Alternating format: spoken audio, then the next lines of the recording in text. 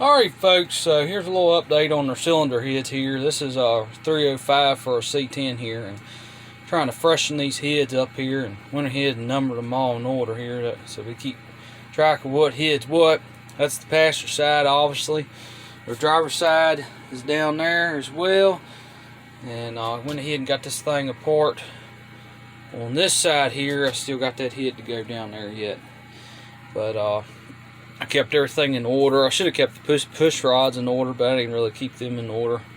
I might end up replacing all them. I'm not sure yet. But everything else I kept in order, all the rocker arms, all that good stuff. But anyway, I'm trying to check these seats out here and see what we got. And hopefully the lighting's decent. But that's cylinder 8. 6,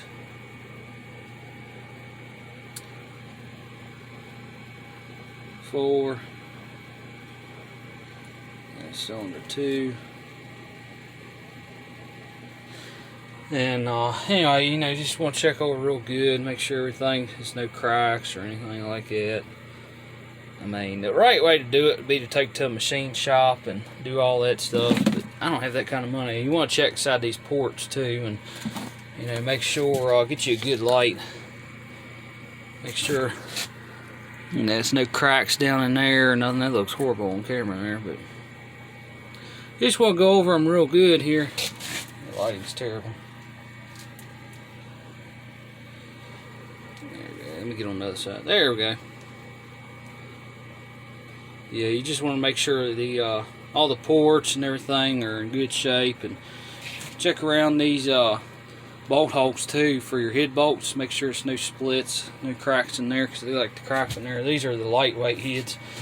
Usually you can kind of tell that right off the bat by looking at an old school set of heads that's straight across here, and these kind of, you know, they're that kind of wavy there, I guess you'd call it. Not really wavy, but it's not straight across. So this is what they call, quote unquote, a lightweight head.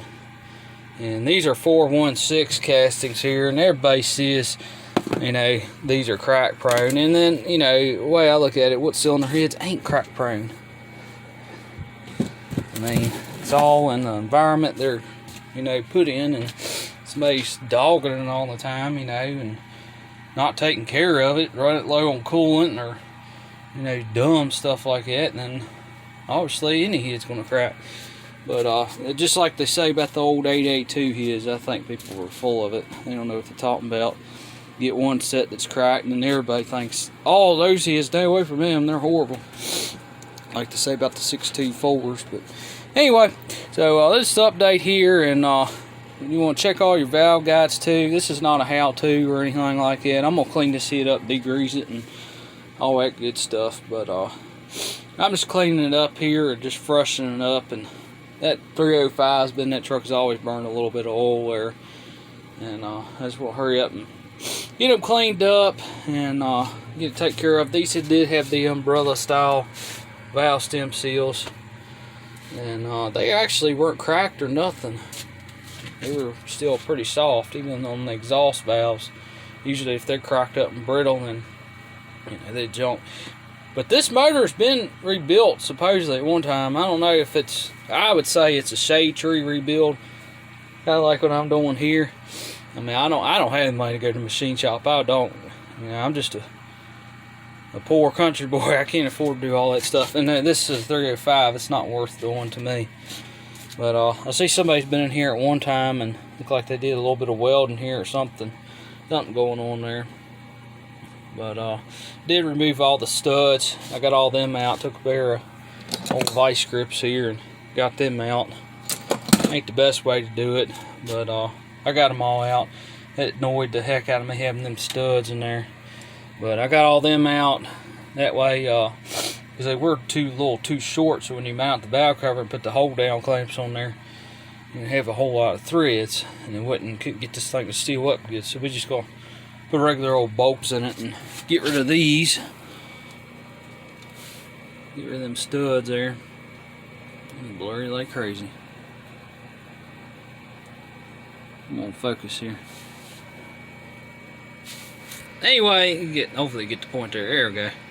Yeah, we get eliminating all these studs, and they do have this. You can put a socket on there. I think it's a star bit, whatever you want to call it, and you can get these out. But I just took the old vice grips and pulled them out because I'm not going to reuse them anyway.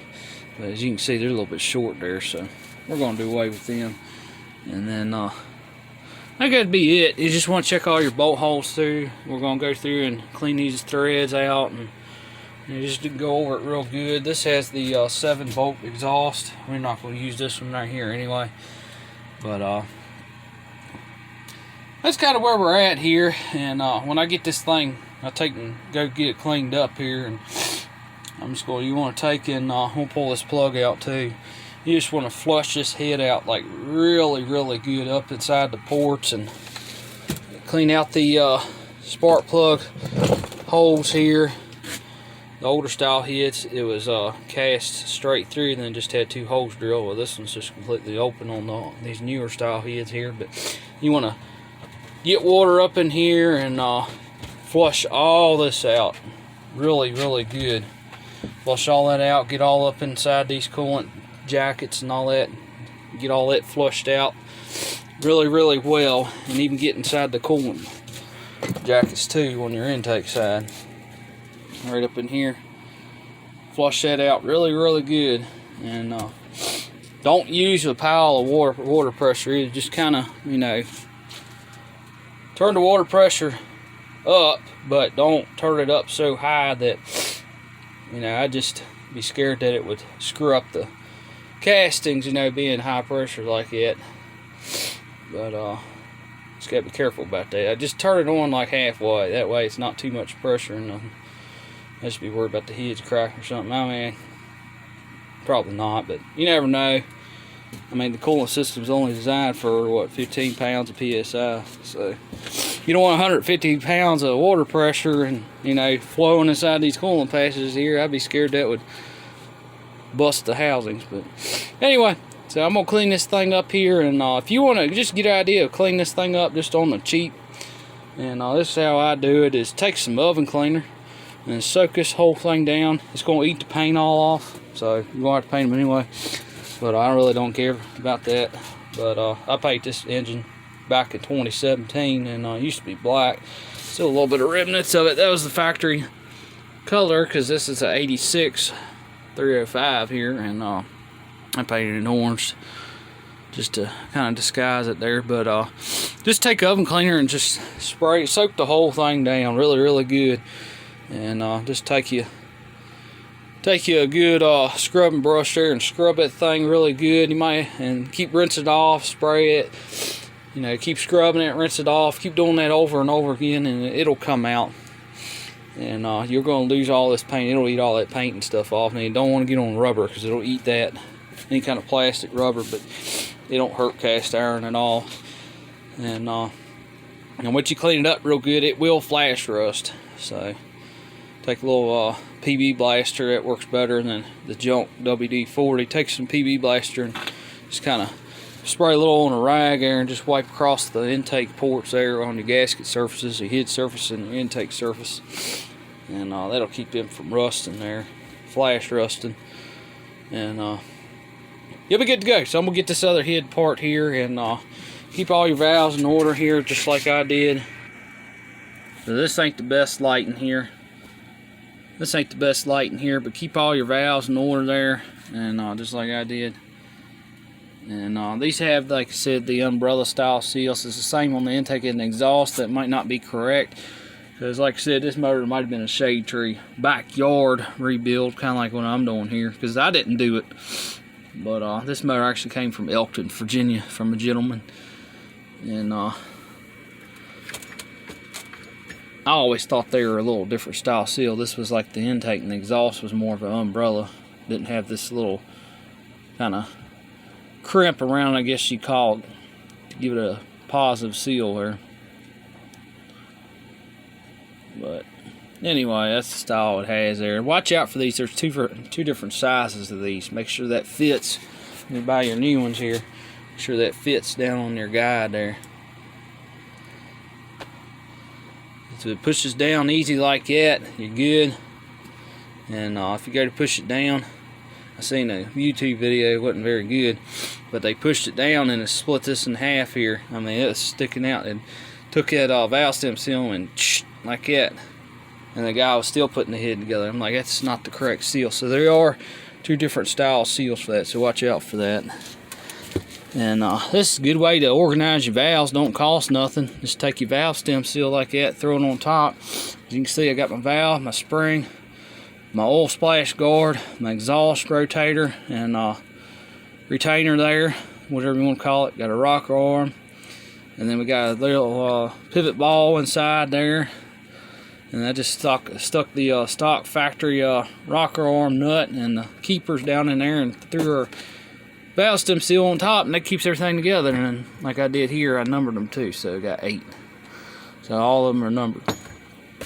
And you know, common sense here. I put the 8 on this one too. I know that's exhaust in the intake. It's the intake in my hand here, and the other side, your smaller valve is always your exhaust. But it's kind of common sense. I ain't gonna put, you know, number 8 intake, number 8 exhaust. I just put 8. You know, I know which one's exhaust, which one's intake. Anyway, see y'all later. I'll have a little update on this thing. We're gonna freshen it up and try to freshen it up too, for because eventually it's gonna get pulled out and go in that Biscayne. And I thought about putting that roller 305. I ain't made my mind up yet, but I want to freshen up anyway, just in case whatever route I decide to choose, whether I go with the roller block or if I throw this 305 in there and the flat tap that came one. And the only reason I'm doing that is because I can use my flex plate and all that, and because it takes a little different style flywheel for the one-piece rear main seal on that 87 305, so a little different flywheel. But anyway, trying to save money.